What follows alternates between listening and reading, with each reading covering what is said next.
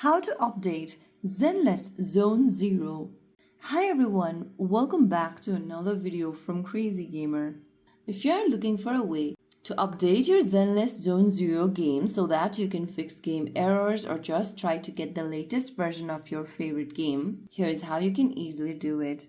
First of all, open your Google Play Store or your App Store. In the search bar, type in Zenless Zone Zero and search. Look for this application from Cognosphere Pte Limited.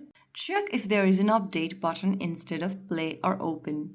If you see the update button, tap on it immediately to download the latest version of the app. Once you update the application, tap on the play button once it is done. If you see the play button only, then it means you are currently running the latest version of the app itself. So that is how you can easily update Zenless Zone Zero game on your device. If you found the video helpful, don't forget to like, share and subscribe to our channel.